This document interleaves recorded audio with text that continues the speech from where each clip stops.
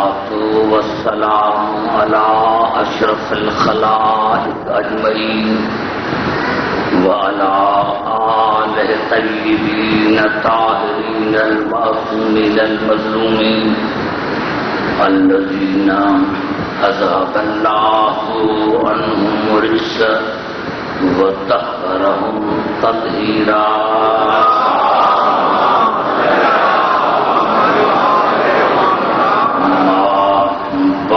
فقد قال اللہ سبحانہ وتعالی فی محکم کتاب المبین بسم اللہ الرحمن الرحیم انہ لقرآن کریم فی کتاب مکنون لا یمسہ الا المطہرون. درود پڑھیں محمد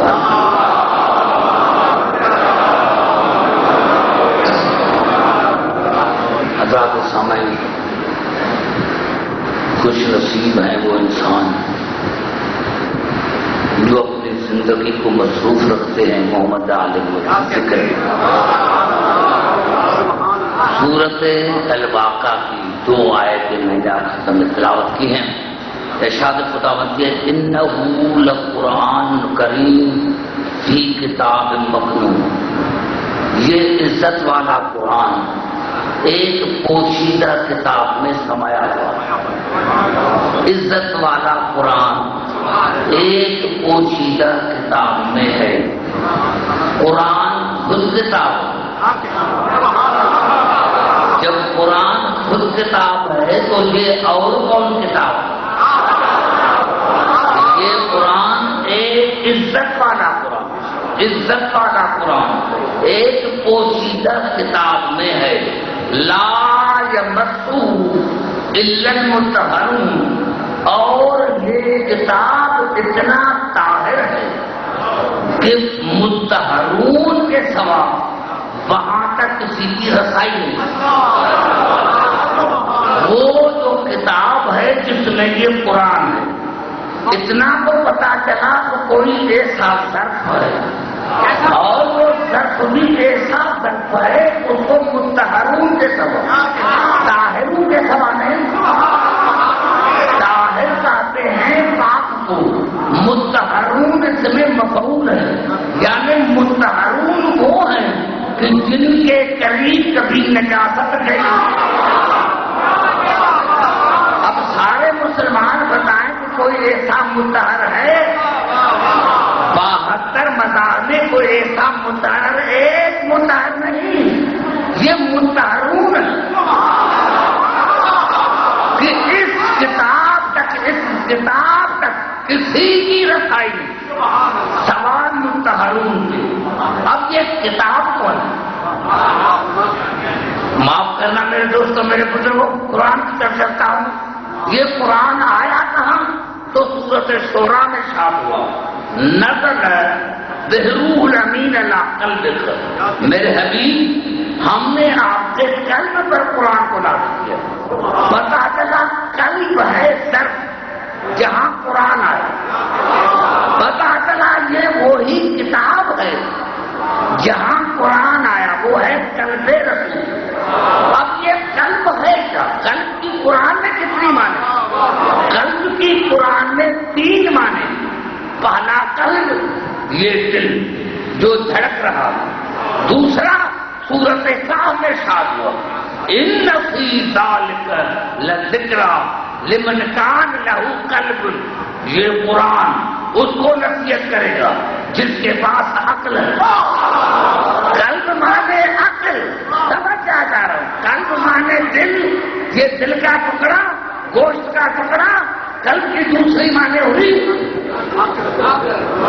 ان فی ذلک لذکری لمن کان لہ قلب.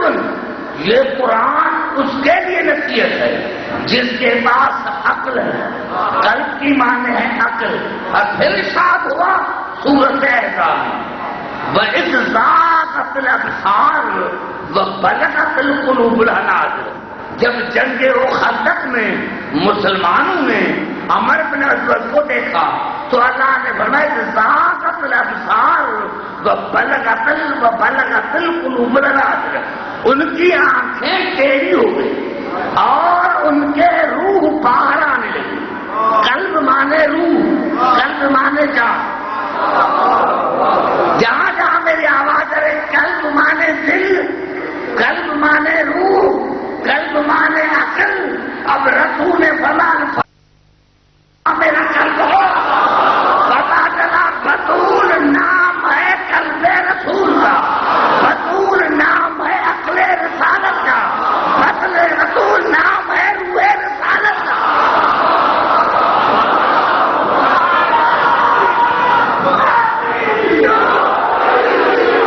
بطول نام ہے قلب رسالت کا، بطول نام ہے روح رسالت کا، بطول نام ہے عقل رسالت کا. پتا چلا جہاں فاطمہ نہیں ہے وہاں عقل نہیں، جہاں فاطمہ نہیں ہے نعرہ حیدری.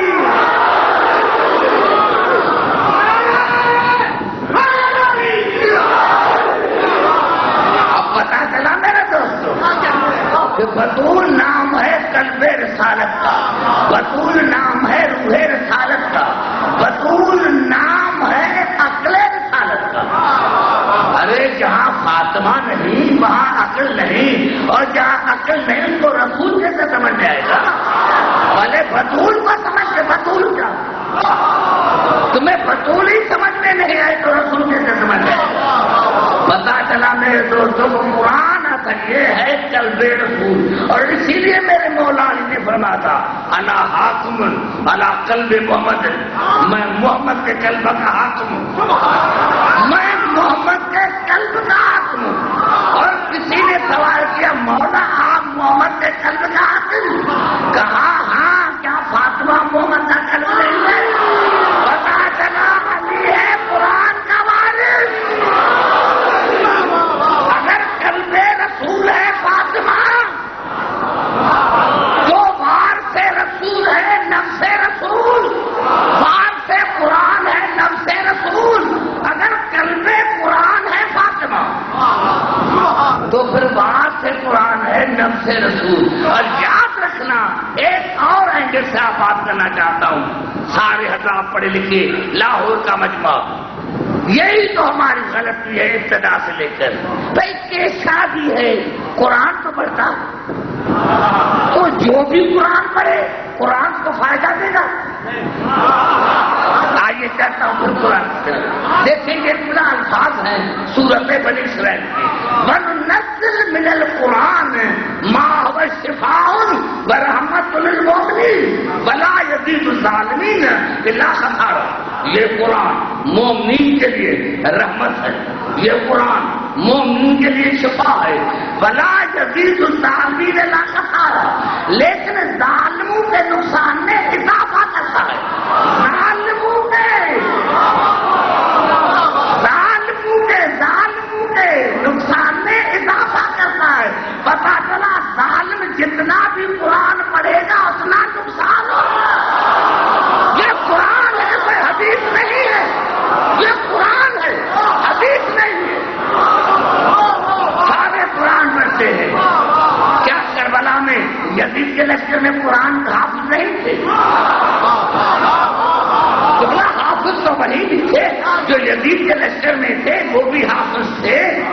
نمازیں وہاں بھی تھی، روزے وہاں بھی تھے، حاجی وہاں بھی تھے، رسول کے صحابی وہاں بھی تھے. تو کیا نماز کو فائدہ دے؟ نہیں.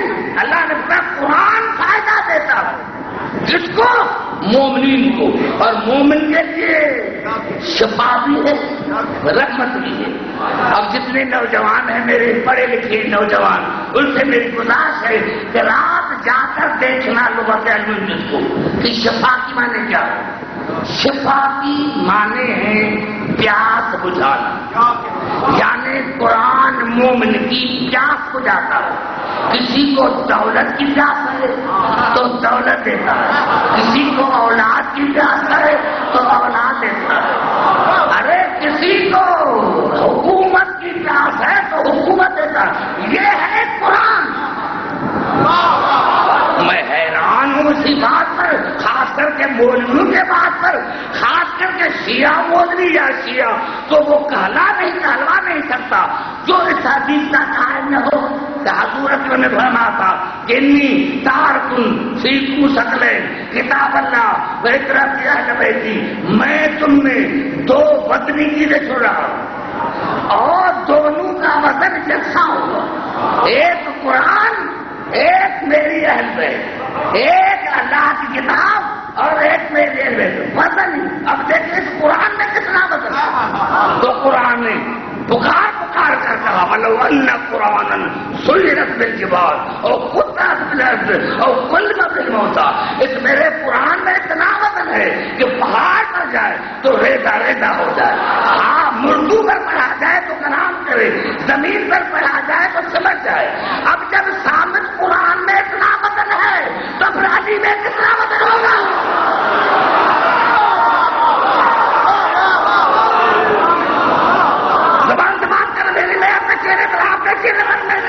قرآن میں اتنا وزن ہے۔ قرآن جو ہے وہ تو اولاد دے سکتا ہے، قرآن جو ہے وہ تو پیاس بجھا سکتا ہے، اہل بیت کچھ نہیں کرتے، اور وہ رحمت بھی ہے مومنین کے لیے، رحمت کی معنی حل مشکلات کا حل کرنے والا۔ میں نے کہا جو آپ چاہیں قرآن سے پوچھیں، لغت کو چھوڑ کر پتا چلا قرآن ہر قسم کی پیاس بھی بجھاتا ہے، ہر مشکل کو حل بھی کرتا ہے۔ جب یہ قرآن مشکل کشا ہے